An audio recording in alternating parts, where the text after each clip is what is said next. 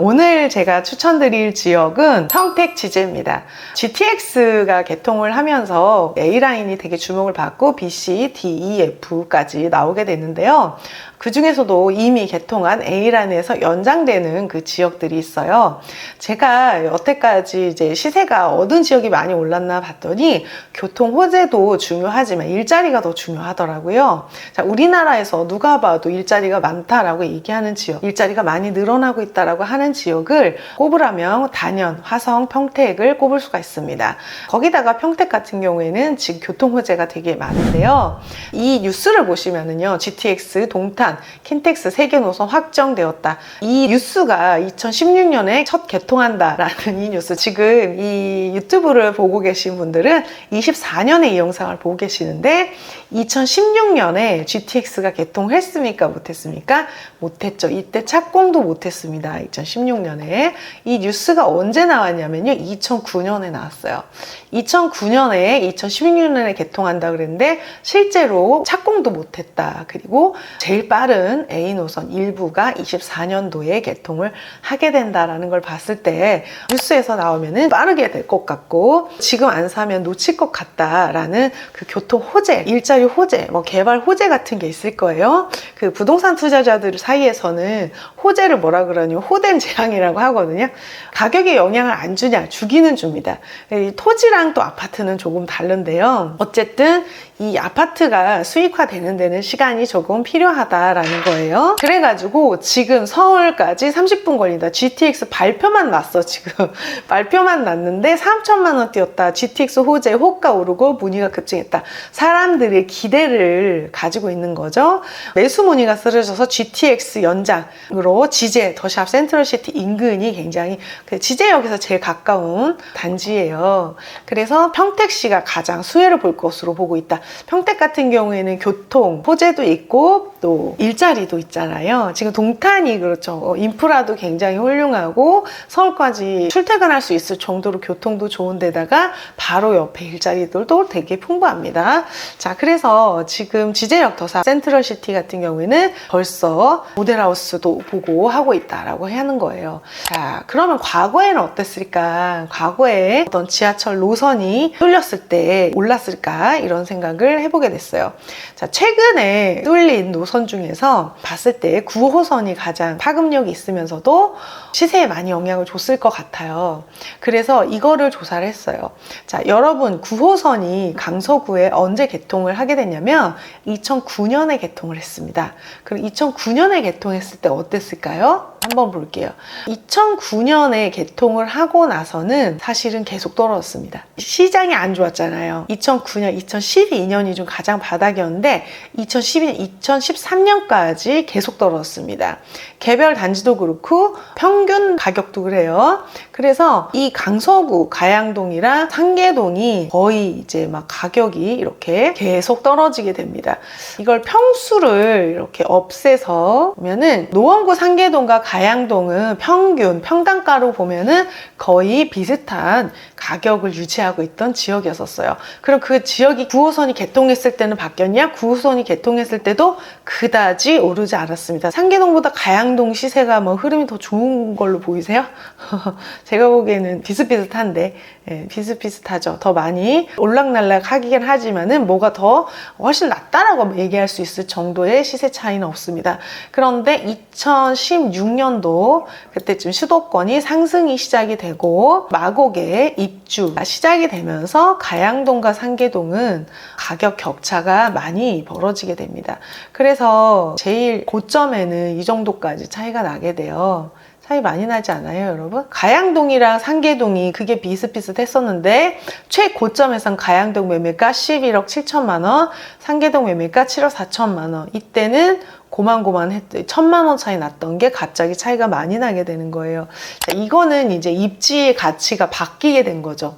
원래 입지는 거의 변하지 않거든요. 이유가 없으면 바뀌지가 않아요. 그런데 교통호재가 있으면서 입지 가치가 상계동이랑 가양동은 바뀌게 된 겁니다. 이때 당시에 성북구와 비교를 해보시자면 우리는 이제 돈이 많으면 더 좋은 걸 살 수 있다고 생각하시는데 맞는데요. 같은 돈으로도 더 나은 선택을 할 수가 있어요. 성북구 성북구와 가양동은 차이가 많이 났었습니다. 성북구가 훨씬 좋은 동네거든요. 그런데 이 이후로는 가양동은 저기 밑에 있던 급지에서 위로 올라가게 되면서 성북구를 이때는 역전을 하게 되는 순간도 오게 되는 거죠. 자, 우리가 부동산 공부를 하는 이유는 그냥 비싸고 좋은 거 살려고 하기보다는 이렇게 뒤집어질 수 있는 지역, 지금은 가치가 낮은데 나중에 좋아질 수 있는 지역을 살려고 하는 게 아닌가, 그런 생각이 들어요.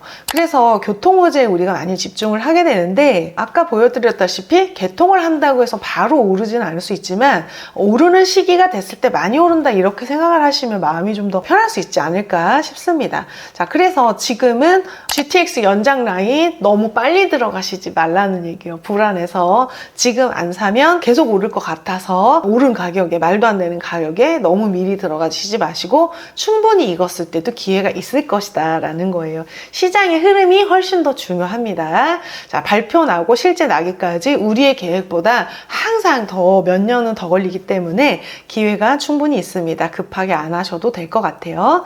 자, 그런데 이 지역에 사실 분이다 라고 한다면 평택, 기왕에 사실 거 내가 청약에 당첨되기도 어렵고 한다면 경매로 낙찰 받으시는 것도 좋을 것 같아요. 지금 평택 센트럴 자이 신축이고요. 2017년에 입주했습니다.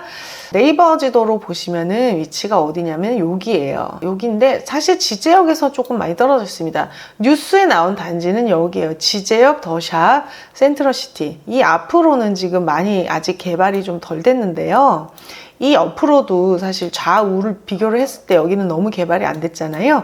개발의 압력이 상당히 높은 지역입니다. 여기서 센트럴 자이, 여기는 하나의 그 타운처럼 되어 있어요. 각각 단지가 따로따로 있는데 타운처럼 돼 있고, 제가 그때 여기를 가봤는데 상가가 너무 잘 돼 있더라고요. 여기 이렇게 1층 상가들이 뭔가 무슨 거리를 걷는 것처럼 이렇게 막 맛있는 가게들도 좀 있었고, 이 단지 분위기도 각각의 단지지만은 되게 통일감 있게 된 거라서 저는 좀 되게 좋았었어요. 그래서 여기 지금 아파트가 4억대에 감정이 돼서 3억까지 떨어졌습니다. 이번에는 낙찰이 될 것 같고요. 아무 그 권리상 하자는 없어요. 매물을 보시면은 72.94잖아요. 그러면은 분양 면적, 공급 면적이 97제곱미터일 거예요. 그래서 매매, 가격순, 동일 매물 묶기로 봤을 때 지금 호가는 4억부터 있습니다. 4억인데 시세가 4억이 맞나라고 봤을 때 실거래도 4억이에요. 그래서 4억이 맞는 것 같습니다. 많이 떨어지지는 않았고요. 4억 이하로 거래된 내역이 없기 때문에 경매로 뭐 한 3억대 후반에 받으시면 좀 잘 받는 게 아닌가, 그런 생각이 있어요. 자, 요 물건 권리상의 하자도 없고 앞으로 유망한 평택이다 고요. 두 번째 매물은 지제역 샵 센트럴파크입니다. 요거 같은 경우에는 사용승이 조금 더 신축이고요. 7억대에 감정됐습니다. 평수가 아까 거보다 조금 넓어요. 더 신축이고 평수가 전용 면적이 32평이니까 대형입니다. 소유자가 점유를 하고 계시는 걸로 보이고 대지권 미등기인데요. 평택 같은 경우에는 신축이라 대지권 등기가 아직 마무리가 안 된 지역들이 있어요. 자, 이 대지권 등기가 왜 안 됐는지 분양대금 미납이 없으면 문제는 없을 겁니다. 근데 평택에는 제가 분양대금 미납이 아파트가 있는 거 못 들었거든요. 보통은 분양대금을 안 내면 소유권을 안 넘겨주잖아요.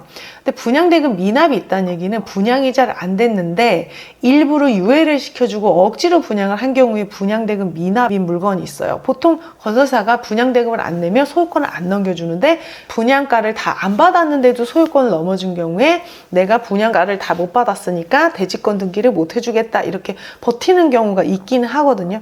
근데 지금 평택에서는 제가 그런 사례를 아직 본 적이 없고 이 단지에 갔을 때 분양대금 관련 이슈가 없으면 문제는 없는 겁니다. 그래서 시세조사만 좀 잘해서 들어가시면 되는데요. 요거 같은 경우에는 대형이었잖아요. 이건 것 같습니다. 전용 면적이 106제곱미터 이걸로 보시면 되고요. 이렇게 해서 가격, 동일 매물 묶기, 매매. 지금 거의 이제 8억대의 매물이 좀 나와 있는데요. 8억대 지금 평면이 되게 좋은 것 같습니다. 지금 포베이에 방이 4개, 여기 좀 알파룸 같은 게 있는 것 같고요.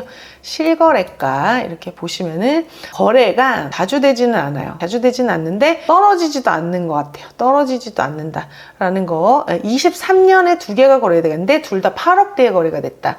그러니까 지금 사실은 이거도 괜찮은 가격이었던 것 같아요. 7억 2천도 괜찮은 가격이었는데 지금 5억대로 떨어졌습니다. 이번에는 반드시 낙찰이 될 거예요, 여러분. 그래서 이것도 시세조사 해보시고 잘 하시면 좋을 것 같고요. 이거 같은 경우에는 여기 센트럴파크인데 지제, 아까는 저희가 여기를 봤잖아요. 지제역 센트럴파크, 여기 상당히 거리가 있는데도 다 지제라는 말을 붙였습니다. 지제역, 지제역 이렇게 상당히 거리가 있는데 여기 보시면 거리를 재보면 걸어서 30분은 우리가 역세권으로 보지 않는데 그래도 지제역 센트럴파크입니다. 요거 물건 2개 보여드렸어요. 그래서 평택 물건 입찰해보시는 분들은 해보시면 좋을 것 같습니다. 오늘 영상 좋으셨다면 구독, 좋아요 부탁드릴게요.